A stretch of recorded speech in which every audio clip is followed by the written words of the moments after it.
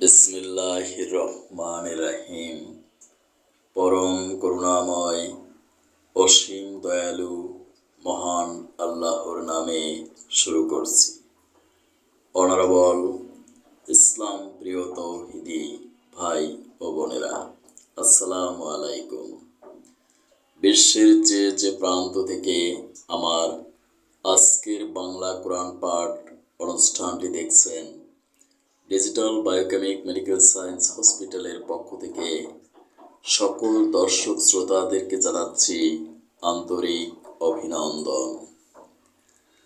আজ আমি পাঠ করব সূরা আন-নাহল, আয়াত 21 থেকে 30 পর্যন্ত। আয়াত 21। সেগুলো তো হচ্ছে কতিপয় মৃত বস্তু, জীবিত কিছু নয়, অথচ তাদের এতটুকু বোধ নেই যে তাদের কখন আবার উঠিয়ে আনা হবে।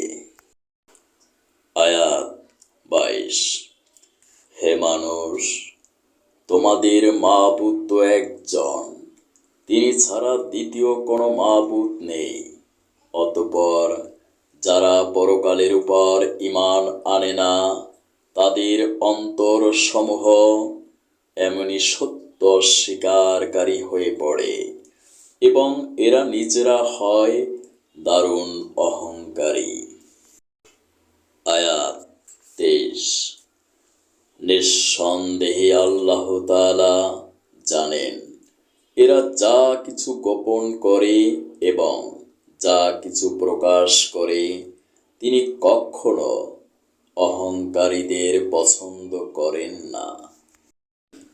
আয়াত 24।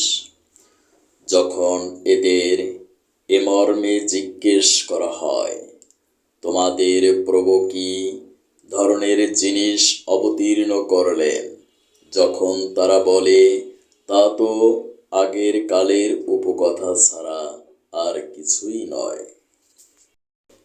আয়াত 25। ফলে শেষ বিচারের দিন এরা নিজেদের পাপের ভার পূর্ণ মাত্রায় বহন করবে। এরা সেদিন তাদের পাপের বোঝাও বহন করবে। যাদের এরা জ্ঞান ভিত্তিক প্রমাণ ছাড়া পথভ্রষ্ট হয়ে করে দিয়েছিল, সেদিন ওরা যা বহন করবে তা কত নিকৃষ্ট।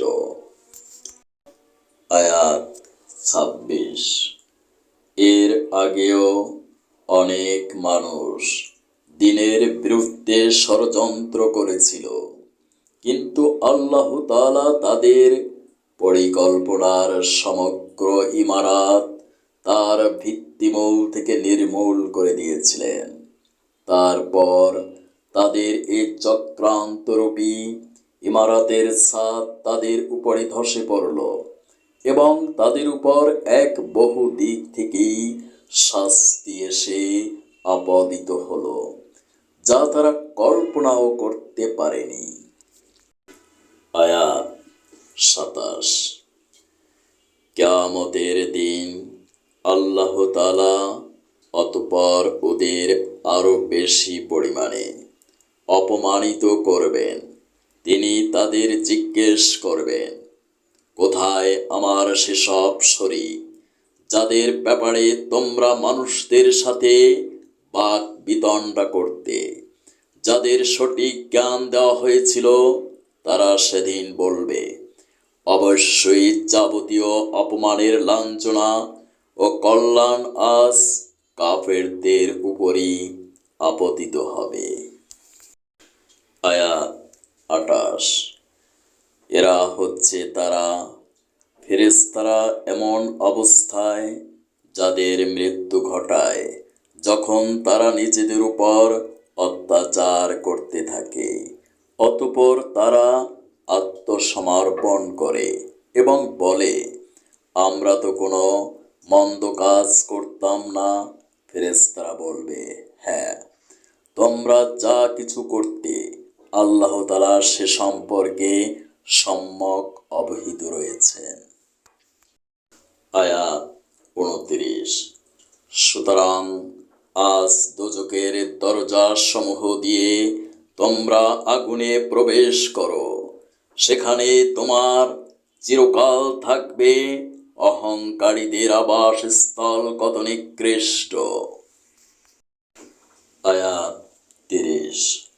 অপরদিকে পরহেজগার ব্যক্তিদের বলা হবে, তোমাদের প্রভু তোমাদের জন্য কি অবতীর্ণ করেছেন? তারা বলবে, হ্যাঁ, এ তো হচ্ছে মহাকল্যাণ। যারা নেক কাজ করে তাদের জন্য এ দুনিয়াও কল্যাণ রয়েছে, আর আখিরাতের ঘর তো হচ্ছে আরো উৎকৃষ্ট কল্যাণ। পরহেজগার ব্যক্তিদের এ আবাস কত সুন্দর।